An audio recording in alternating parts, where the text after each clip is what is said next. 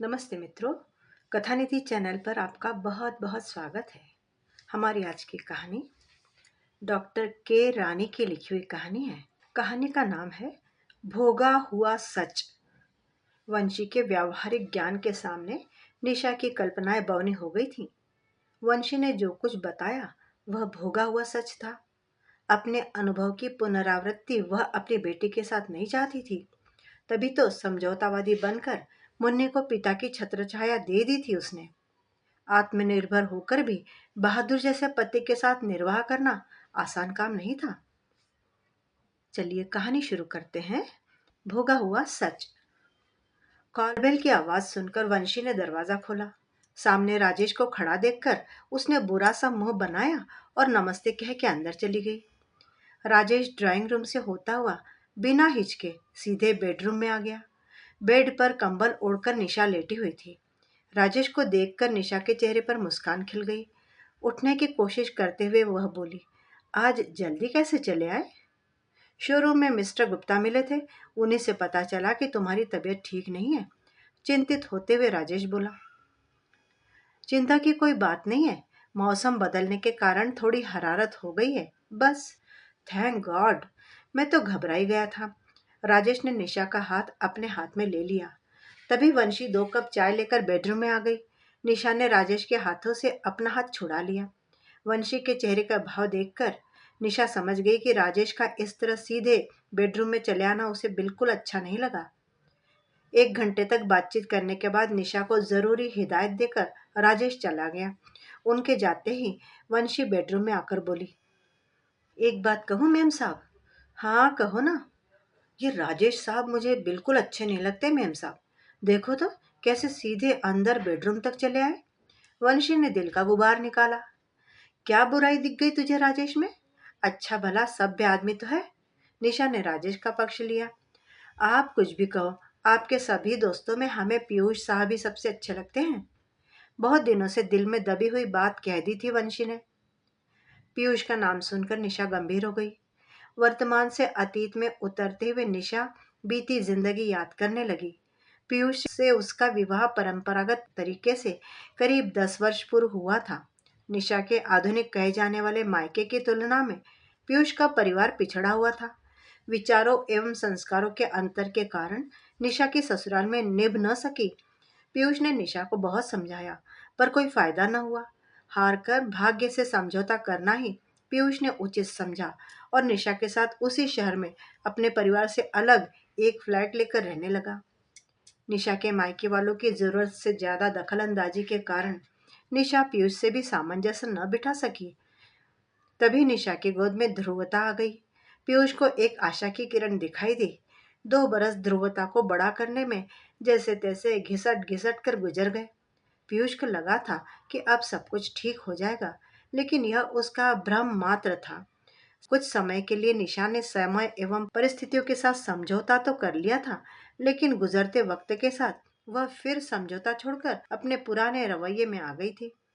जल्दी ही ध्रुवता को आया के सुपुर्द कर निशा नौकरी करने लगी।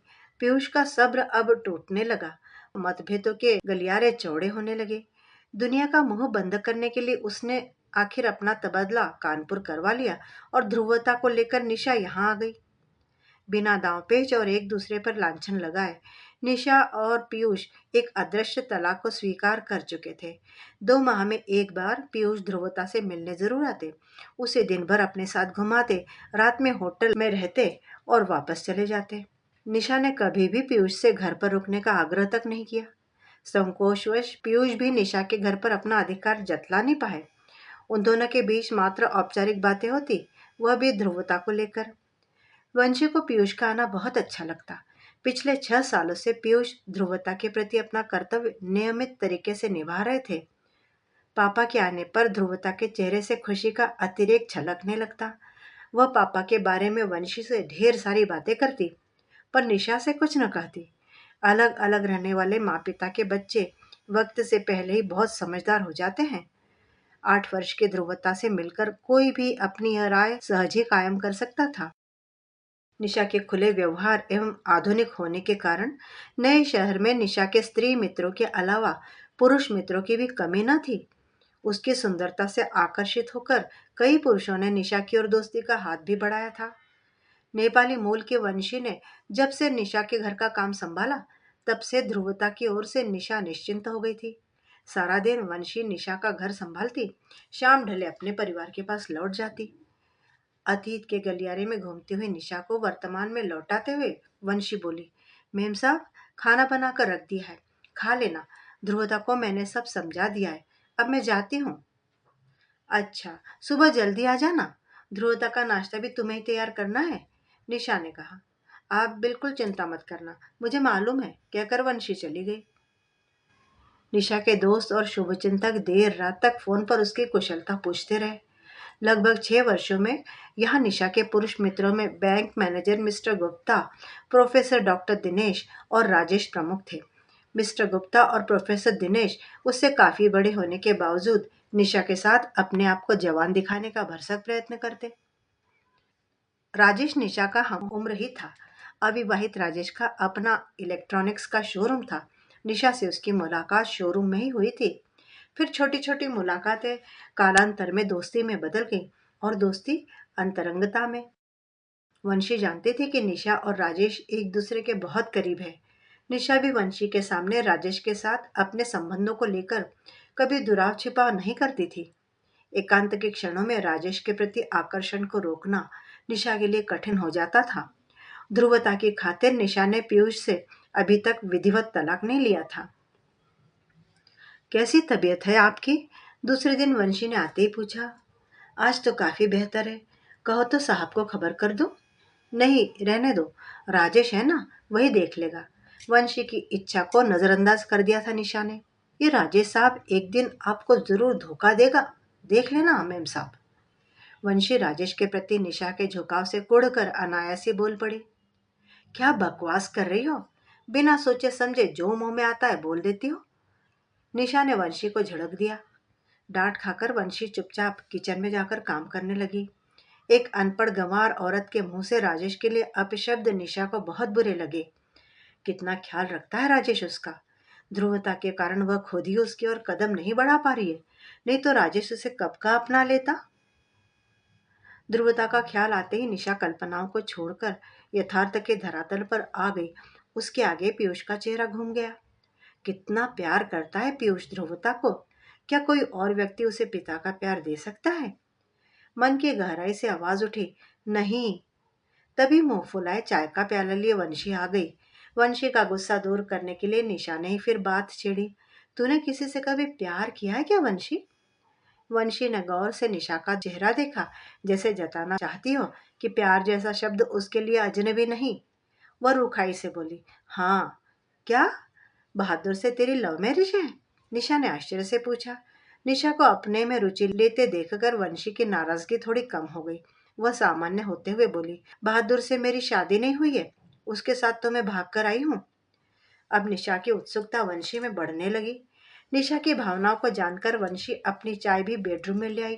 फिर आराम से फर्श पर पसर कर बैठते हुए बोली, ये मेरा तीसरा मर्द है मेम साहब। मर्द बदल कर भी देख लिया, सब एक जैसे होते हैं, कोई अंतर नहीं। मुन्नी के पैदा होते ही मैंने फैसला कर लिया, अब नहीं बदलूंगी मर्द। निशा का मुंह खुला का खुला ही रह गया। वंशी कुछ मिनट पहले तक उसे गंवार दिख रही थी। पुरुषों के बारे में उसके अनुभव एवं राय जानकर एकाएक निशा की नजर में वंशी बहुत अनुभवी हो गई थी। निशा ने हिम्मत से पूछा, पहले 2 मर्दों को क्यों छोड़ा तूने?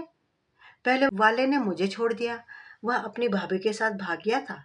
मैं भी पड़ोस में रहने वाले रमन्ना के साथ चली गई। वो मजदूरी करता था, उसके साथ मैं 2 साल तक रही। मेरा मनु उसी का बेटा है। पर रमन्ना बड़ा बेरहम था मेम साहब। एक लंबी सांस खींचकर वंशी बोली। तभी घड़ी ने 12 बजने की सूचना दी। बात अधूरी छोड़कर वंशी उठ गई।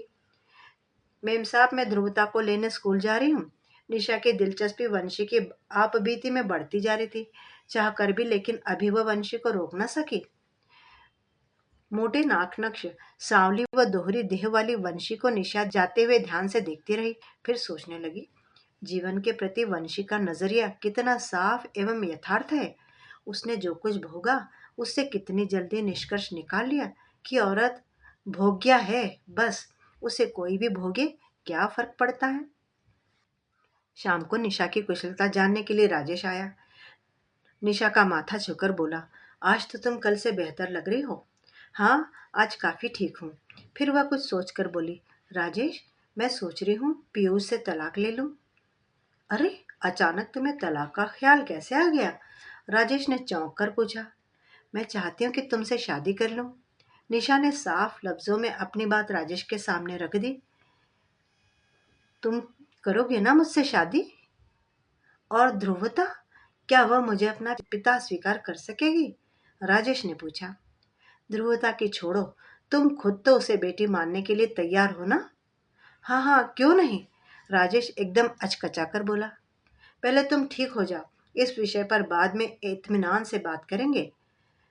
उस दिन राजेश ने थोड़ी इधर उधर की बातें करी और समय से पहले ही वापस चला गया। निशा ने महसूस किया कि ध्रुवता को अपनाने में राजेश को हिचक हो रही थी। तभी उसे ख्याल आया कि शादी के बारे में भी उसने स्पष्ट तो कुछ नहीं कहा, सिर्फ बातों का रुख अपनी ध्रुवता की ओर मोड़ दिया था। निशा की आंखों में वंशी का चेहरा घूम गया। अतीत की यादों और भविष्य की कल्पना से दूर वर्तमान को स्वीकार करती हुई उसकी नजर में मर्द औरत के दिशाहीन भटकाव को रोकने के लिए एक रुकावट मात्र है। शादी और पति का लेबल लगा होने से औरत की ओर नजर उठाने का साहस हर कोई नहीं कर सकता। लेबल के हट जाने पर बिकाऊ वस्तु की तरह कोई भी उस चीज को उलट पुलट कर देखना मात्र चाहता है। वंशी की पुरुषों के बारे में धारणा इतनी सटीक होगी, इसकी तो निशा ने कभी कल्पना भी नहीं की थी। अनायास ही वह वंशी का अतीत जानने के लिए बेचैन हो उठी। दूसरे दिन वंशी के आते ही उसे अपने पास बिठाकर निशा ने कहा, तुझे कभी रमन्ना की याद नहीं आती वंशी? याद करके क्या करूंगी? आया था पिछले वर्ष मुझे साथ ले जाने के लिए। कहता था तेरे जाने के बाद जो औरत मैंने रखी थी वो भी भाग गई, तू मेरे साथ चल।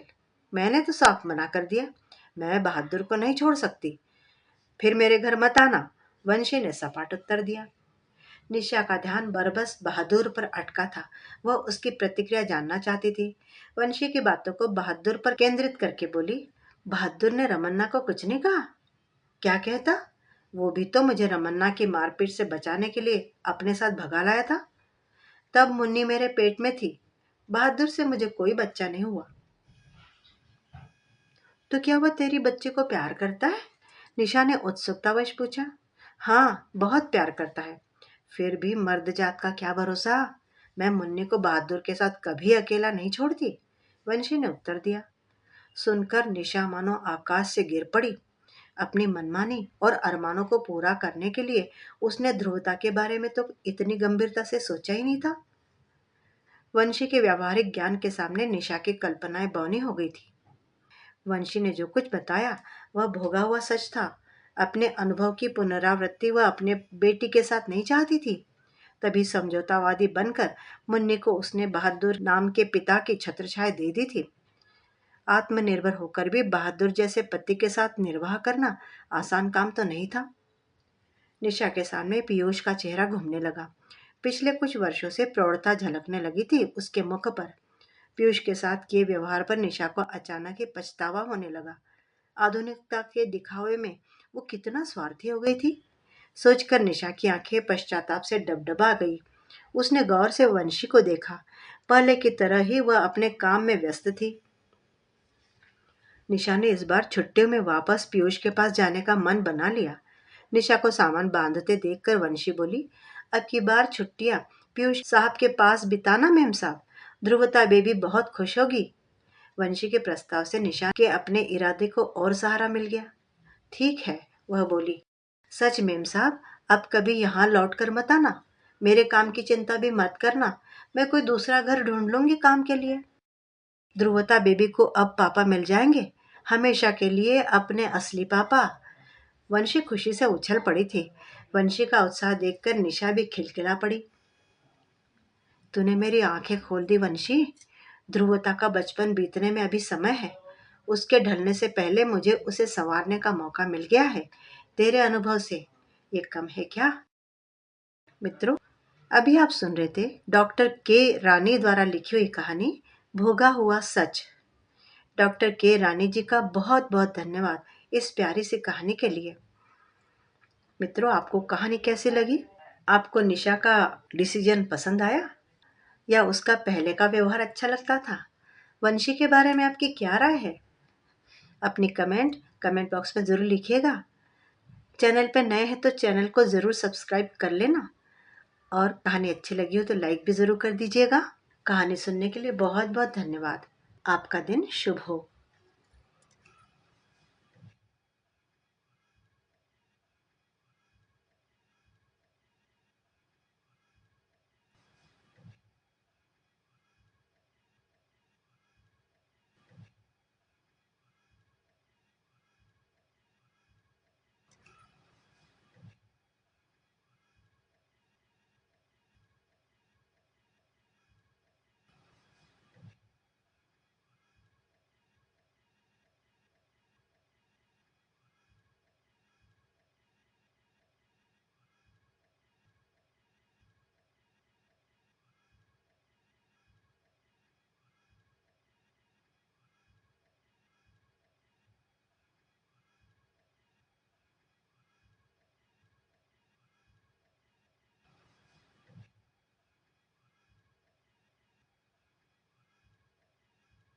हो दिन शुभ हो। का व्यवहार अच्छा लगता था? वंशी के बारे में आपकी क्या राय है? अपनी कमेंट बॉक्स में ज़रूर लिखिएगा। चैनल पर नए हैं तो चैनल को ज़रूर सब्सक्राइब कर लेना और कहानी अच्छी लगी हो तो लाइक भी ज़रूर कर दीजिएगा। कहानी सुनने के लिए बहुत बहुत धन्यवाद। आपका दिन शुभ हो।